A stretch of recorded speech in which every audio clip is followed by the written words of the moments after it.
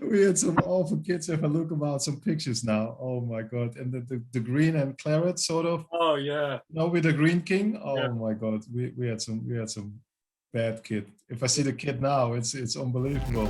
Yeah.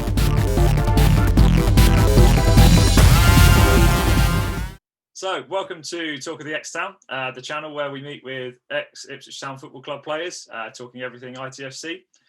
Please welcome my next guest, who joined Ipswich as his first English team from Holland in the mid-1990s, known for his pace on the wing and playing nearly 100 times for Town over 3 seasons during the George Burley era, before moving on to Fulham and a number of other English clubs.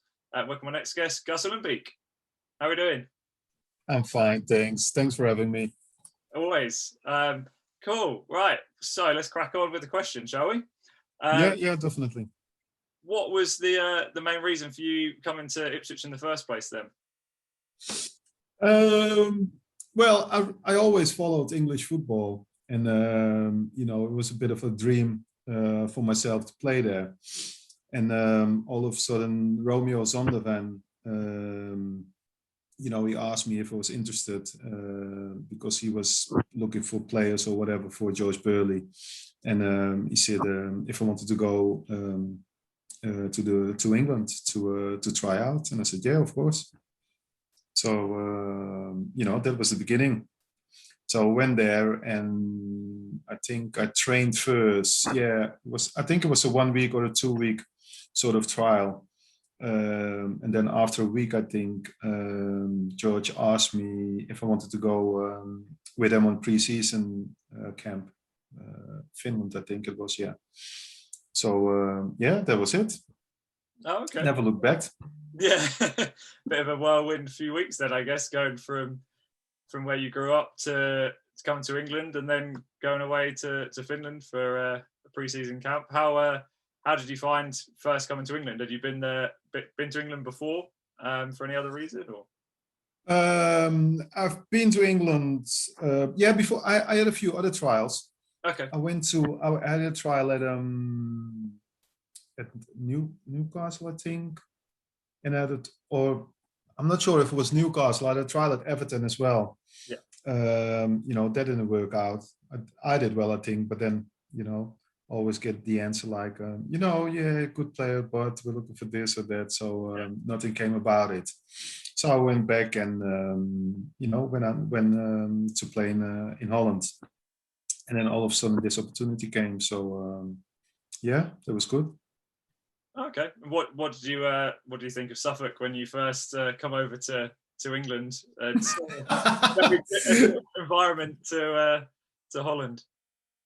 Yeah, it was quite a change, I would say, because obviously I was from Amsterdam. Yeah. Big city. I think I arrived at Stansted Airport or whatever, and then drove back to Suffolk. But yeah, it was a bit of a difference, but I can adapt anywhere, to be honest. And for me it was easy because I just play football and stuff like that, so it was easy for me to adapt, and I think I did quite well adapting to English football as well. So the transition went well, I think. Yeah, definitely. And I think talking of that sort of difference between the football sort of playing in Holland in comparison to England, what was sort of the main differences that you noticed at the time, in the mid-90s, where English football was potentially very different to what it is now, obviously, but in comparison to definitely it's very different. If you look at the football now, it's a bit more where we played back in the 90s in Holland, sort of build up from the back, passing through, more positional play. And at the time when I went to England, it was more defenders got the ball and they just put it in a channel for the strikers to get the bits and bobs of that. And then as a team, you moved on, as well as a system as well. Normally in England, at a time, you play like a 4-4-2. And then a bit later, we played in a 3-5-2 at Town. that was a bit different, because normally when you're at amateur level, or in the youth of the professional clubs, you always sort of play in a 4-3-3 system. So that was a bit of a change, if you would say. But nothing too difficult, I would say. No, nothing too major in comparison, I guess. No. Yeah, in comparison to saying now, where you'd look at some of the lower leagues in the UK in comparison to Europe, it's very, very different to see the two different styles. Looking at Spain and the rest of Europe in comparison, where Ipswich are now in League One, unfortunately, where it's a bit different. Pace is a bit slower in European football, and it's a nicer game potentially, a bit more. Yeah, definitely. Yeah. When you said about Everton and Newcastle, were there any other clubs that were interested with you at the time before you eventually joined Town? No, not really. Not really. I sort of I left Ajax, went to the youth trainers there. Then when I went to a newly promoted team called Cambuur, with a couple of players from Ajax as well. I stayed there for about 2.5 years, sort of, and then I moved to a first division team, if you like. And at the time, I was in the army as well.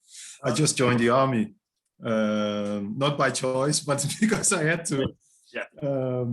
Sort of. I think I was in there for like 2 or 3 months, and then this opportunity came for me to go to England. So that was a blessing as well. Yeah, definitely. I think we've sort of lucked out in the UK with the not having to volunteer for the army, as most other countries around the world have to do, don't they? Yeah, definitely. And I think soon after that it stopped.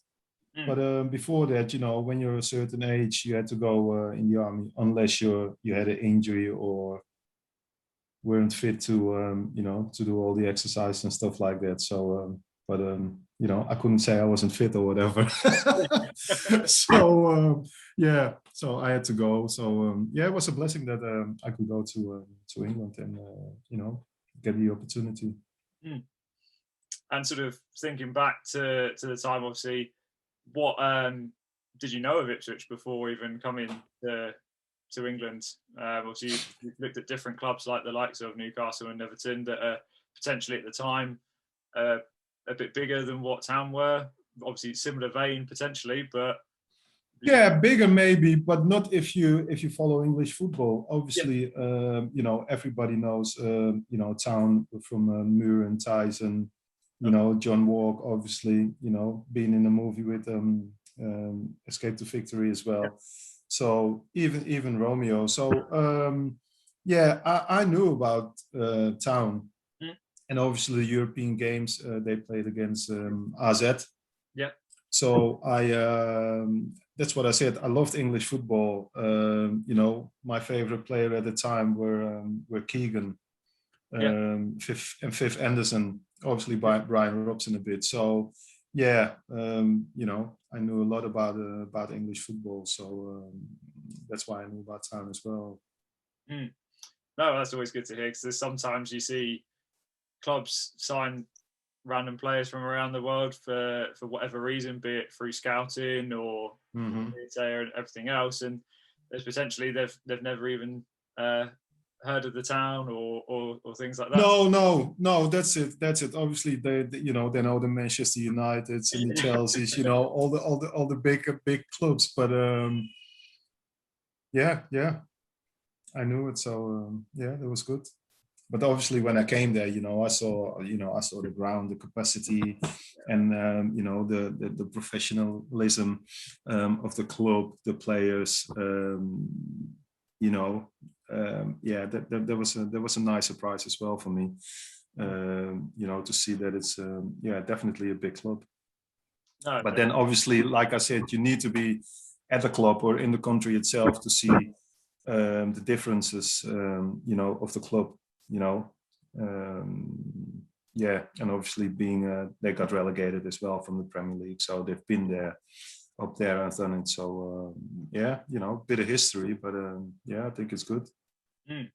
No, definitely. And you speak of the club and the size there, and unfortunately, Ipswich are in a bit of a bad situation at this moment in time. I don't know how much you follow your old teams or keep up to date. Yeah, I do. I always look up for for the results, or now with social media, you can follow a bit more than back in the days. But yeah, I always look up, especially for my old teams to see what they've done. Do they get promoted? Are they in the playoffs, or they're having a bad time? Managers getting the sack and stuff like that. So oh, of course. Yeah. No, have you and sort of talking sort of on that sort of vein, have you, I know obviously it was a long period of time since you obviously played for Town and other English teams and things. Have you since retiring come back to the UK to watch Ipswich or any other teams? No, I've not. I still want to do that, just take my boys and go around the clubs that I've played.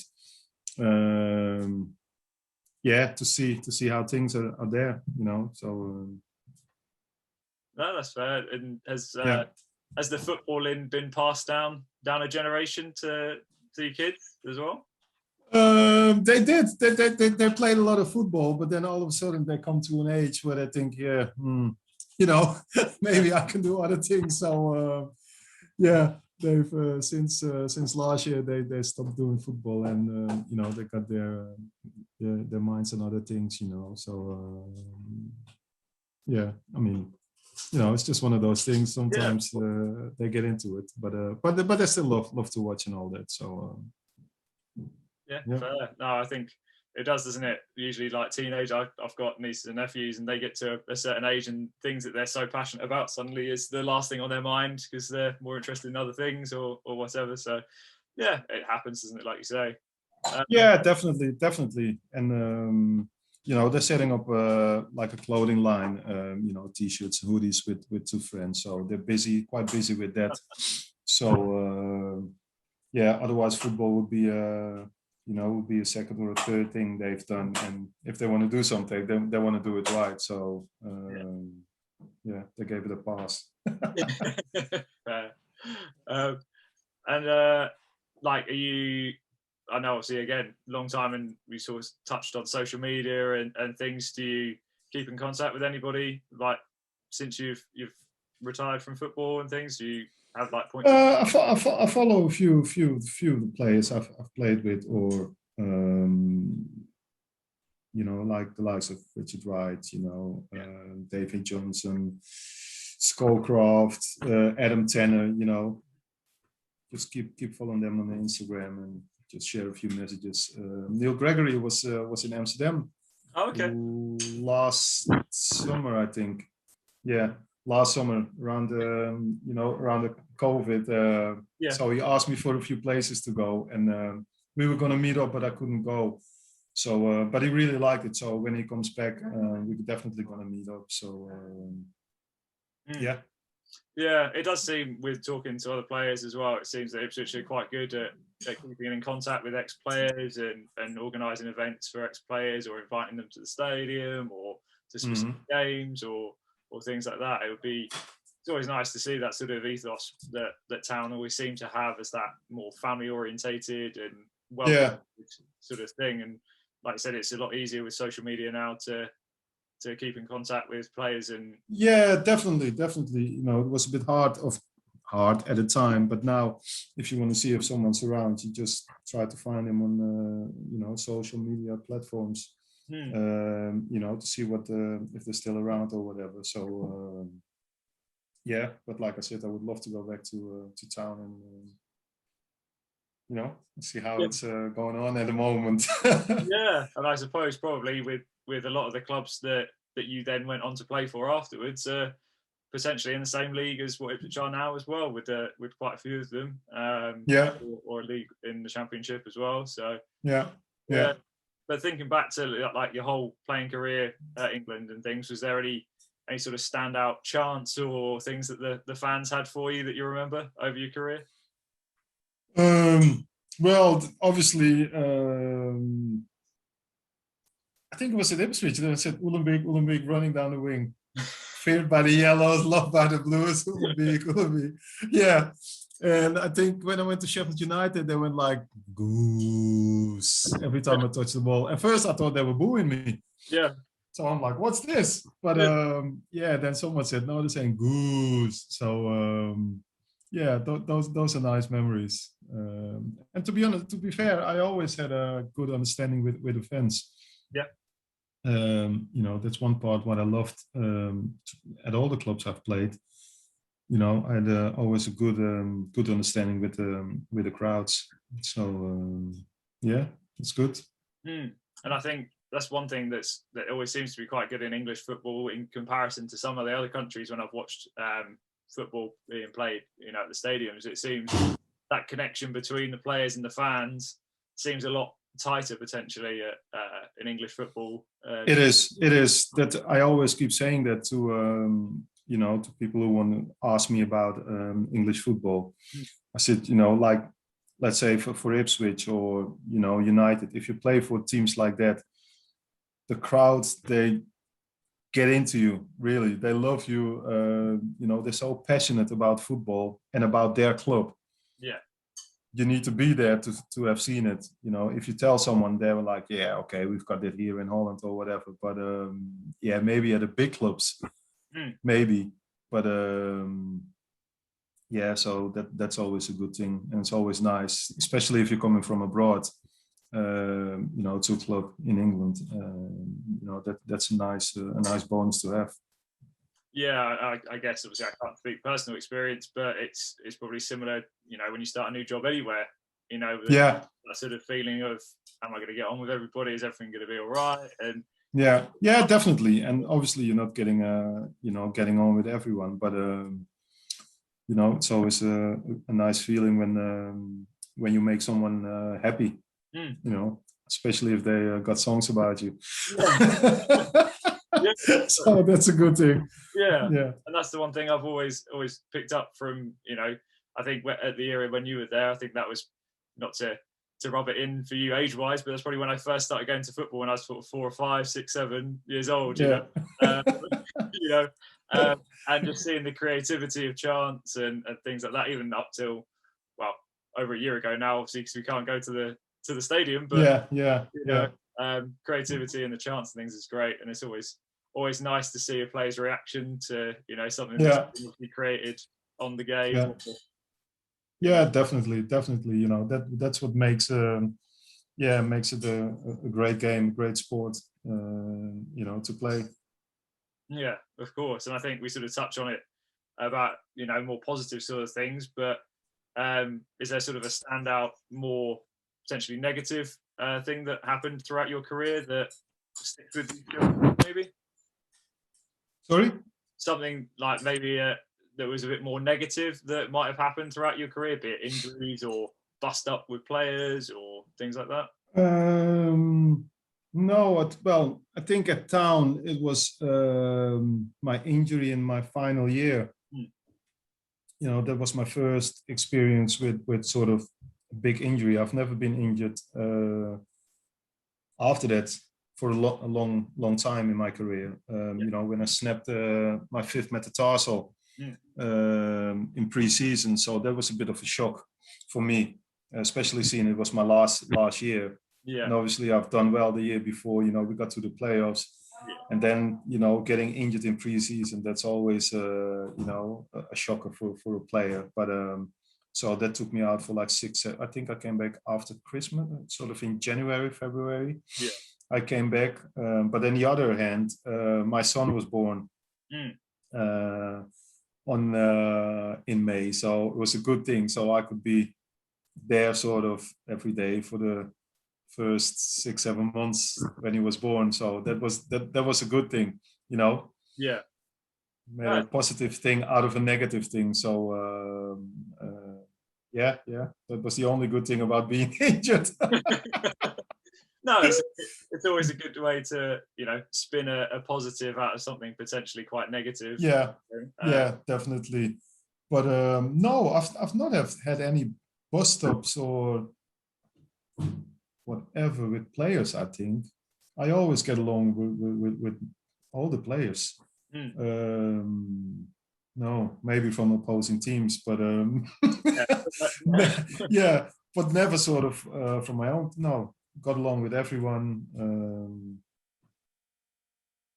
No, not that I can think of. And like I said, that Town was my only injury, sort of, heavy injury that I was out for a couple of months. But apart from that, no injury throughout my career.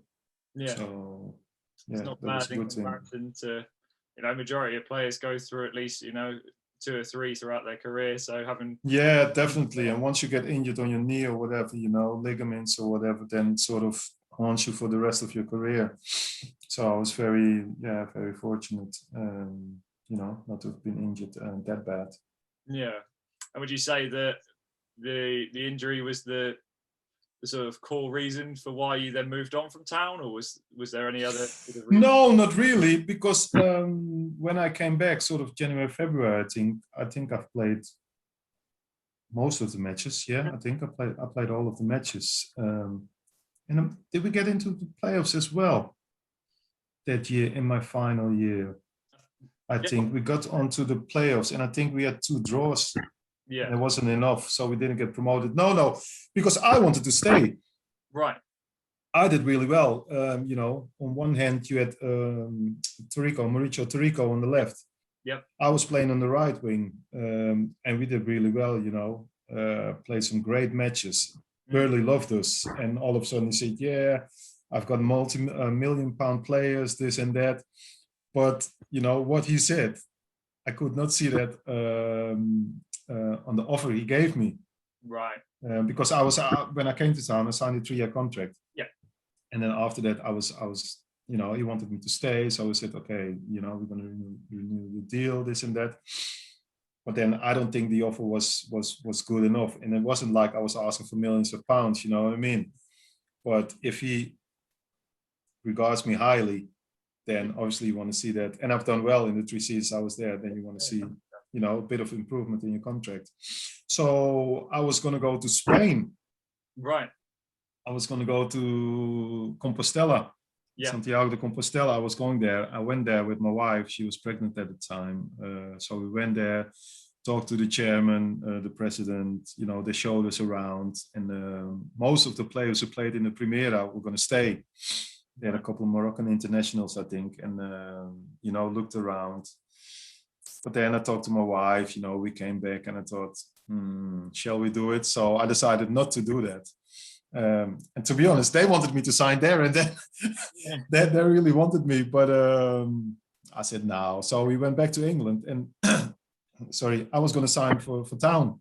Right. So I got back to England, and then Kevin Keegan phoned me. Yeah. And he said, "Listen, Gus, have you signed yet?" I'm like, "No." He said, "Well, come up to London and we'll talk about it, because I want you here at Fulham, And so I went to London, and he basically said, they were in Division 2 at the time. And he said, he was building a squad, to get promoted and then get promoted, because they want that 5 or 6 year plan with Al Fayed.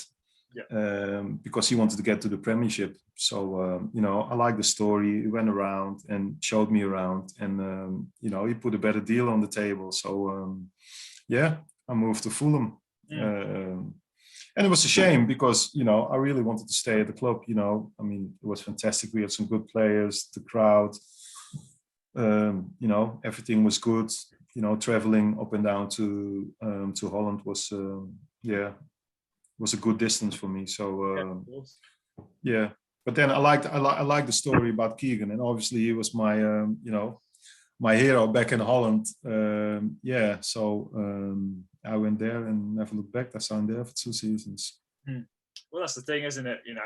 With anything, you've got to think of the bigger picture. Be it the family, whatever's going to work best for everything. Yeah, definitely. Yeah, and if there is a better opportunity, a club that is pitching you that sort of idea and future plan, and added bonus of having Keegan there as well, I think I would highly doubt there'd be many that would turn that down. No, yeah, definitely, and we had a great squad, with the likes of Chris Coleman, Kit Simons, Steve Finn and Jeff Horsfield. We had a tremendous squad, to be honest, and we won promotion that first season. Yeah, we won promotion to Division One, and then I think Keegan left for England or came back to Newcastle. I'm not sure. Yeah, so Paul Bracewell took over. Then he left as well, and then I was out of contract because Jean Tigana was coming in, and obviously he took his own players with him. So that's when I left. But yeah, I had a great time there as well. With the crowd, loved the crowd, the players. All of the players' wives went on together, and yeah, I had a good time there, and yeah, played with some great players. Great players. Yeah, definitely. And I think that's seen with Fulham, throughout the ages as well. Like I've got a really good friend from university, he's a Fulham fan, and you sort of sometimes forget some of the players that who have gone through time that have played there. Yeah, definitely. Incredible that they go on. Similar to Ipswich, there's players that have in the last 10, 15 years gone on to do amazing things, really. But yeah, gone to do bigger things. Yeah, definitely. Well, but that's part and parcel of football. Yeah, if some of the players stayed at the club for about 10, 12 years, you would see all different teams and, different results at clubs. But yeah, it's not meant to be, You see it at the bottom clubs, but even at the bigger clubs, you think one season they're up there, and then the next, they go down or they're struggling for a relegation fight. So I mean that's the beauty, I think, of football as well. Yeah, no, definitely. I think that happened at Ipswich not 2 years after you left. We got promoted through the playoffs. Yeah. Had an amazing first season in the Premier League, got into Europe, and then the following season absolutely decimated and got relegated. Yeah. It's the same with Sheffield United now. Yeah. First season they've done tremendous, almost European football, and then this season they've gone down. Yeah, not even turned up to the league by the looks of things in comparison. Yeah. So yeah, it's a shame. No, of course, and it's one of those things, isn't it? There's the whole second season syndrome they say about in the Premier League. Yeah. Which can seem to happen quite a lot. But it'd be nice for hopefully Ipswich next season, get back into the Championship where I think they belong. Yeah, definitely. If you look at some of the teams, you think, they should belong in the Championship, and then fighting for promotion.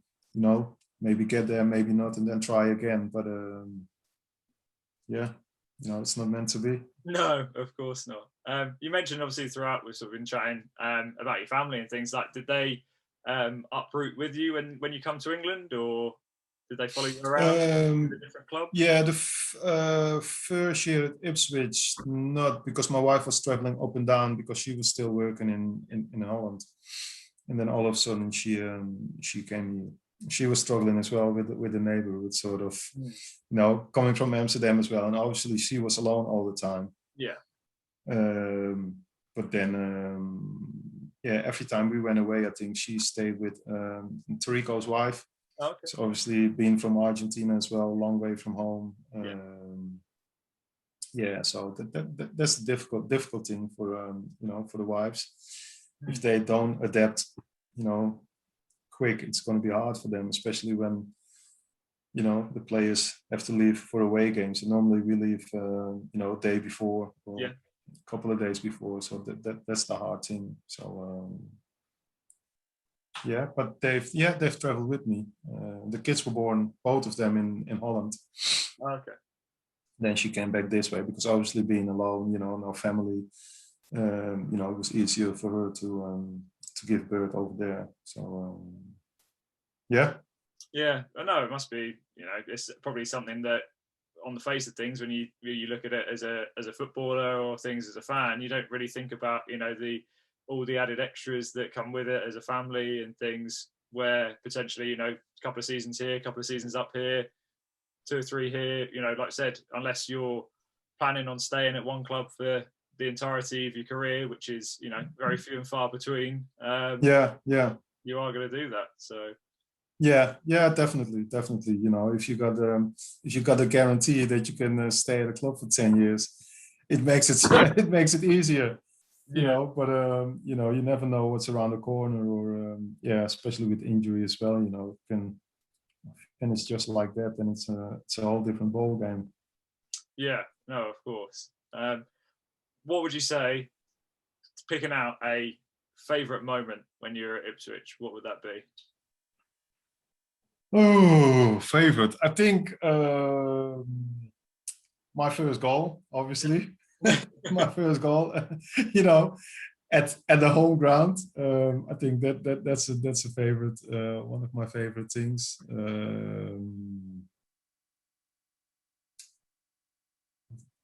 Yeah, I think, yeah, getting in the playoffs, playing the playoff games. To be Yeah, honest, I would have loved to say, you know, a championship or yeah, whatever, but yeah, I think that first goal. You know.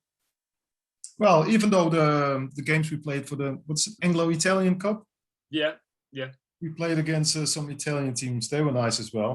yeah. And the other day, I was looking at a picture or a team sheet when we played Reggiana, I think. Right. Okay.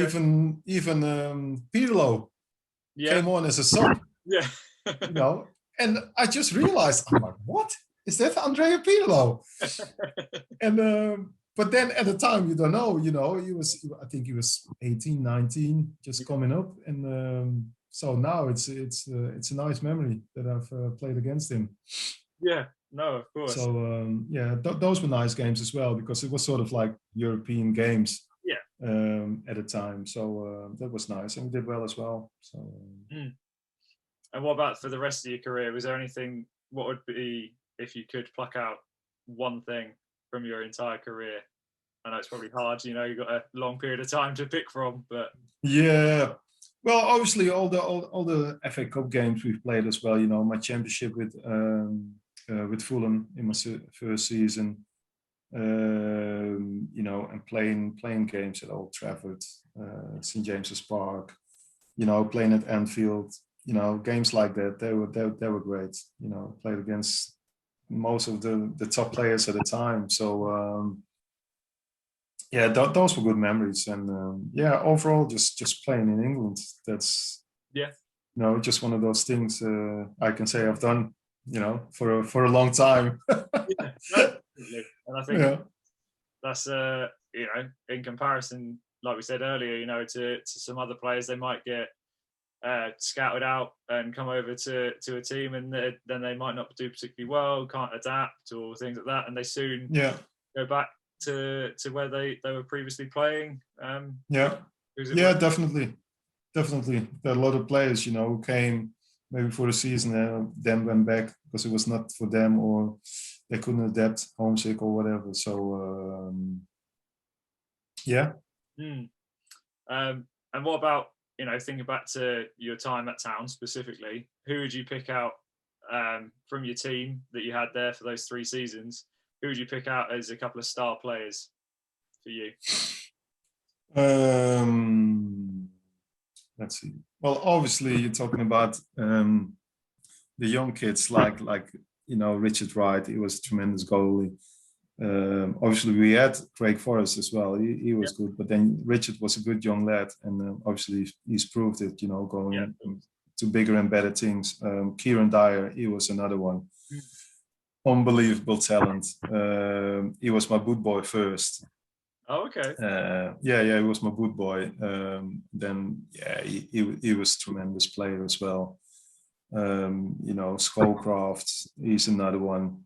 He looked a bit sort of, you know, slowish, but then he was lethal in front of goal, and he went on to bigger things as well. Yeah, and then all of a sudden you've got some of the older lads who were there, like you know, Steve Setchley, you know, Mickey Stockwell, even John Walk was still there. You know, I've learned a lot from them, and you know, we got along. you know, from training to games, you know, away games, coach drives. It was good. It was good. And then you had some of the crazy lads like what's his name again? Swalesy, Chris Swalesy. Oh yeah. Oh my God, I've never met someone like him. He was a good lad, but he was crazy. He did some crazy things. Yeah, and obviously Tony Vaughan as well, another young lad who done well. Yeah, so that's it basically. Yeah. No, there's quite a few players there, you know, and it's crazy to think, isn't it? You know, I don't know if that's still an ethos in the footballing world now, with the whole, you know, like you said about Kieran Dyer and being your boot boy and things like that. I'm sure you can definitely pluck a big section out of that to say, you know, you helped him with his career. I'm sure. Yeah, I did. Yeah, definitely. I rewarded him very well. So you know, Christmas bonus and stuff like that. Yeah. You know, and being, you know, a local lad as well from Yeah. here, is, you know, very popular. Yeah. You know, and he's now back at Town as well as a coach. And oh yeah, is he? yeah, so seems to be doing Okay. well. Yeah. Yeah, nice. Yeah, helping with the first team and things. Since Paul Cook's been there, he sort of seemed to take up more of a coaching role there in comparison to what he was doing before.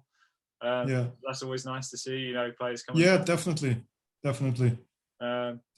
It's nice to see all the other players back, sort of, you know, where they sort of started. Especially you know, Kieran being you know, homegrown talent there. So yeah, it's nice. Yeah, definitely. And sort of thinking about that sort of side of things, since, you know, it's been what, 10, 12 years since you finished playing football professionally. Yeah, sort of more, I think. Yeah. Maybe a little bit longer. Yeah. Yeah. Have you done any coaching badges? Done any coaching, managing? I've done a few. Not I've sort of started at the bottom, sort of trying to work my way up, and then all of a sudden I stopped. I just coach at an amateur level. Oh, okay. Which is nice, you know, sort of try to bring my experience to the team and stuff like that. Yeah, so at the moment I'm assistant coach at an amateur level. Okay. Which is nice, which I love, you know, sort of being in between the players, try to improve them here and there, you know, and yeah, I love that.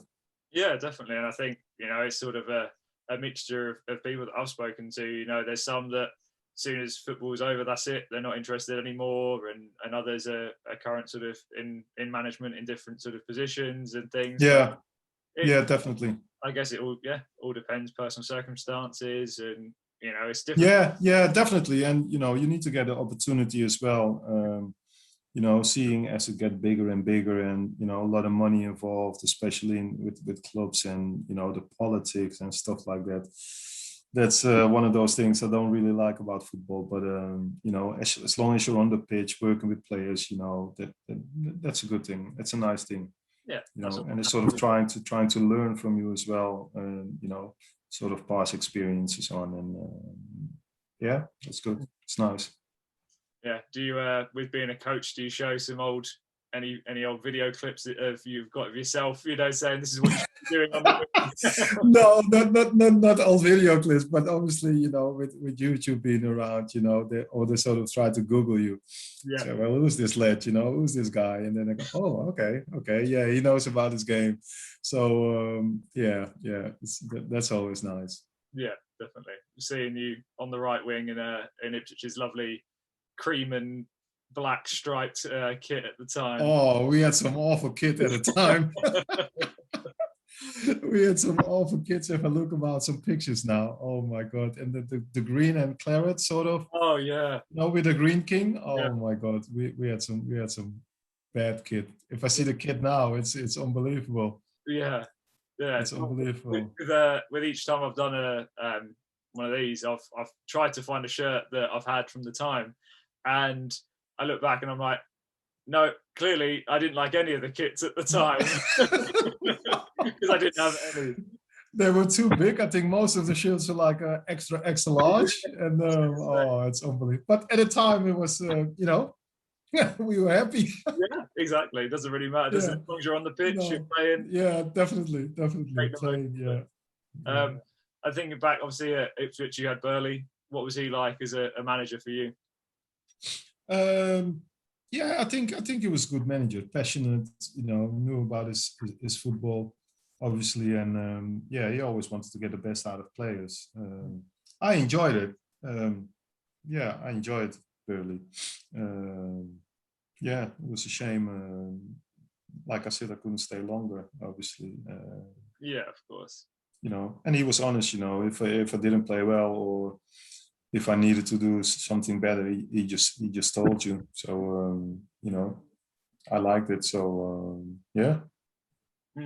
Yeah, and it seemed very similar to what other players have said of similar time. Obviously, Burley was there for a good number of years, so you got players eras and things, all very similar to what you've said, really. I guess.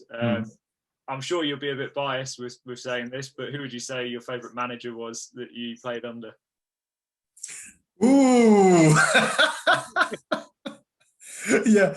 Well, now I would say it wasn't. Yeah, obviously Keegan, obviously, but oh my God, what's his name as well? He was when I was at Wickham. Right.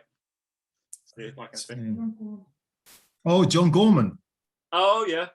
John Gorman. I think he was at when I was at Wickham. I think I had him. I'm not sure. Yeah, John Gorman. He was tremendous. He was a man manager. He was unbelievable. I mean, if you look at all the coaches I had, from Tony Adams to Keegan to Burley, and a couple of others, John Gorman was he was top class. Yeah, I was going to say that's why I sort of asked the question, because I knew that there were some big names there, some passionate players and managers alike. Yeah, definitely. I mean, but to be fair, all of the managers I've worked with, they had something. If you look at Tony Adams, he was obviously just coming back and just started, I think, as a sort of young manager. Yeah. He taught me a lot. As well as Keegan, fearless. He was one of those, if they score 4, we need to score 5. Yeah. I mean, he was like that. And Warnock, crazy, but he was one of them, no nonsense manager, crazy, not really a tactician, but just go there and go through brick walls or whatever, just crazy. But if I once stood out, it was John Gorman. Just the way how he handled players. Even if you're number 12, 13, 14, not playing a lot, everyone was together, and you wanted to go to brick walls for him. So